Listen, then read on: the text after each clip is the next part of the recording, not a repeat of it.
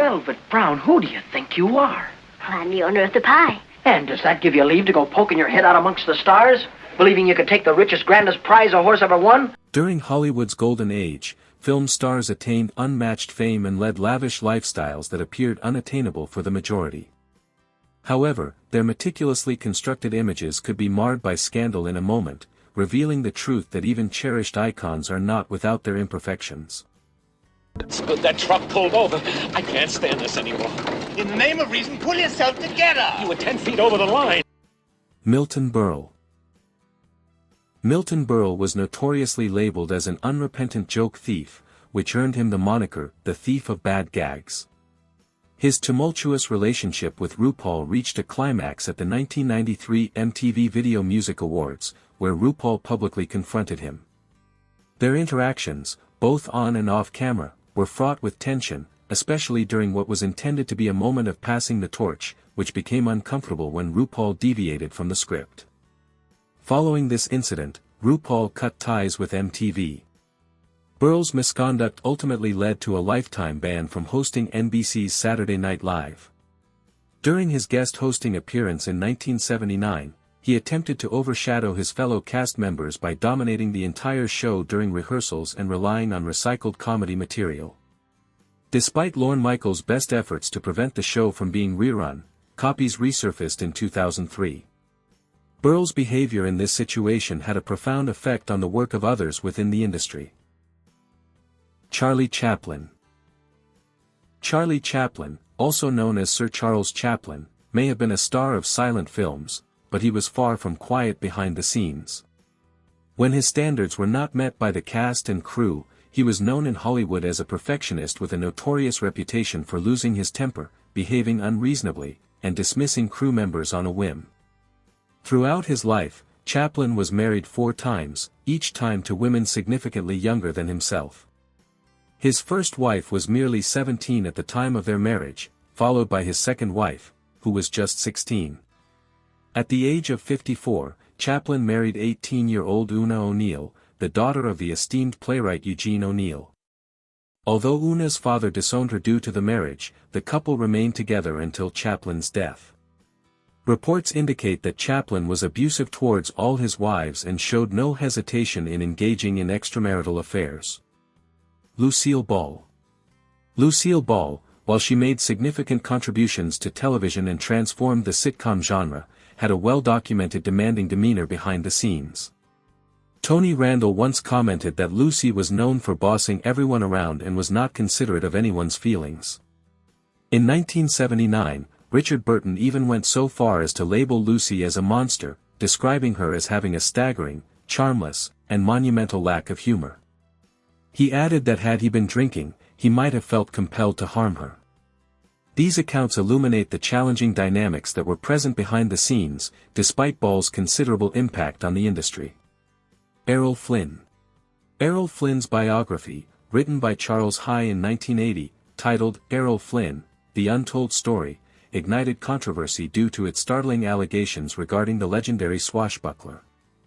These claims included accusations of multiple same-sex affairs and suggestions of Nazi sympathies. However, these allegations were founded on circumstantial evidence and were subsequently discredited by later biographies. The well-known phrase, "in like Flynn," originated from 3 separate rape trials in 1942, in which Flynn was acquitted on each occasion.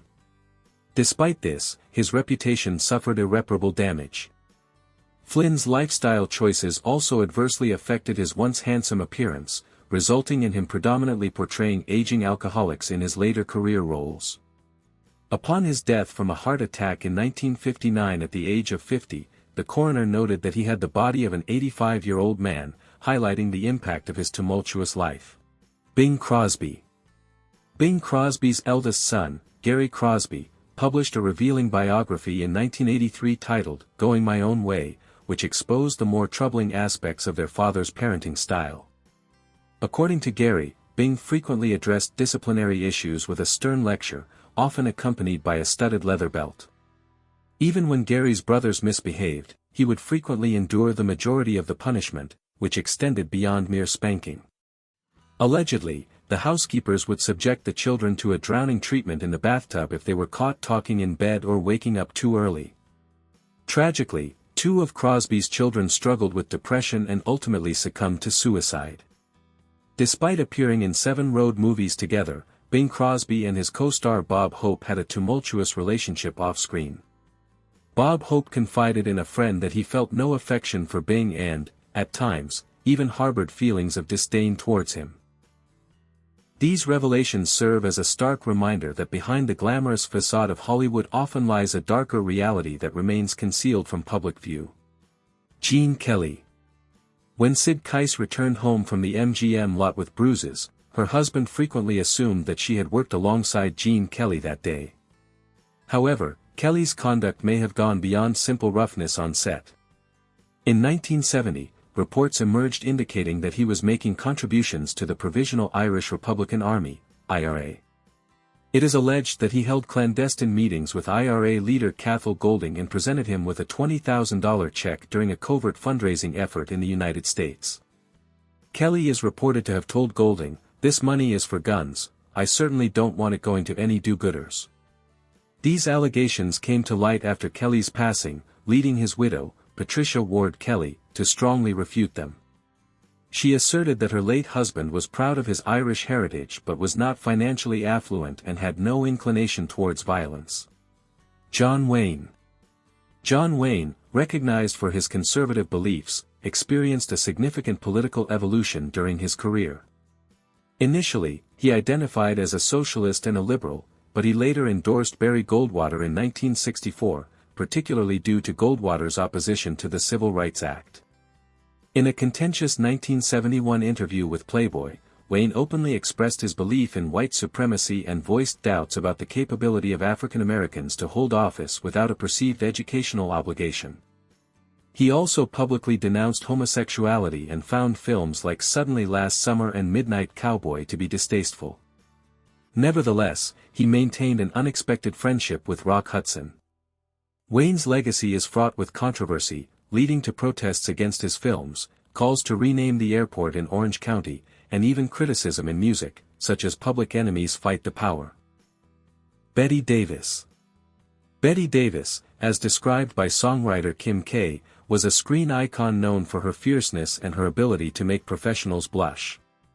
Producer William Fry recounted an incident to Vanity Fair where he was dining with Davis and director Herschel Dye.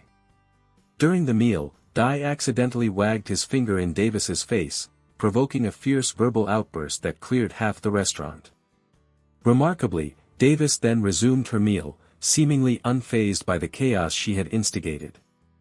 The intense lighting on film sets often affected Davis's renowned eyes, leading her to rinse them frequently between scenes. However, during the filming of Mr. Skeffington, someone tampered with her eye wash, poisoning it. The identity of the culprit was never discovered, and director Vincent Sherman famously told detectives that if they were to line up the cast and crew and ask, "Which one of you wanted to kill Bette Davis?" 100 hands would be raised. Joan Crawford. Joan Crawford's boldness was comparable to that of Lady Liberty, as demonstrated by her feud with Bette Davis during the production of Whatever Happened to Baby Jane. Their rivalry served as the inspiration for the 2017 miniseries, Feud. Despite Davis's attempts to undermine her, Crawford remained involved in the film. Tensions escalated when Davis received an Oscar nomination while Crawford did not, leading to a significant uproar. In a calculated move, Crawford presented the Best Director award at the Oscars, actively campaigning against Davis and sabotaging her film. When Anne Bancroft won in 1963, Crawford accepted the award on her behalf. Christina Crawford's book, Mommy Dearest, 1978, exposed Joan's abusive behavior towards her adopted daughter, although some contested these claims.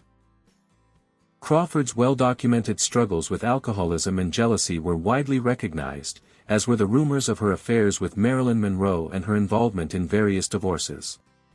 Christina Crawford's memoirs depicted a troubled childhood spent in boarding schools and implied that Joan adopted children for the sake of publicity.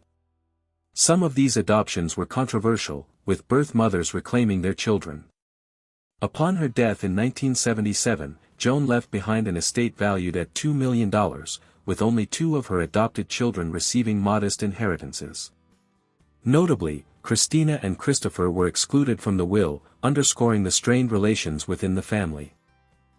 Mickey Rooney. Mickey Rooney's life was marked by brevity, as he reveals the tumultuous nature of his romantic experiences, which included 8 marriages and numerous affairs. He recounts a significant incident involving Louis B. Mayer, stemming from an affair with Norma Shearer that disrupted the filming of Marie Antoinette. Rooney's escapades with mentor Milton Berle, such as visiting a brothel and encountering Tallulah Bankhead, reflect the unconventional aspects of Hollywood. He also shares details about Judy Garland's affair and explicit accounts regarding Ava Gardner, which underscore the scandalous dynamics of an industry where personal lives often intersect with professional identities. Hollywood journalist Craig Bennett presents even more shocking claims in his 2019 book, True Confessions of a Shameless Gossip, portraying the actor as abrasive, unpleasant, short, and rude. Bennett asserts that Rooney's extensive list of sexual conquests included a bet involving a 14-year-old Elizabeth Taylor on the set of National Velvet when he was 24. Furthermore, Bennett alleges that Rooney nearly exhausted the casting couch by auditioning young actresses for roles that did not exist. If it offers any comfort, it is widely believed that many of Rooney's assertions were either exaggerated or entirely fabricated. Should film stars be expected to act as role models for their admirers, or should we simply celebrate their accomplishments while respecting their privacy? Does this viewpoint alter your perception of these legendary figures, or do you consider their actions relatively tame compared to modern celebrity scandals? Can you identify any Hollywood stars you find disagreeable? Please share your opinions in the comments section below. That concludes today's discussion. Thank you for watching, and we look forward to seeing you in the next episode.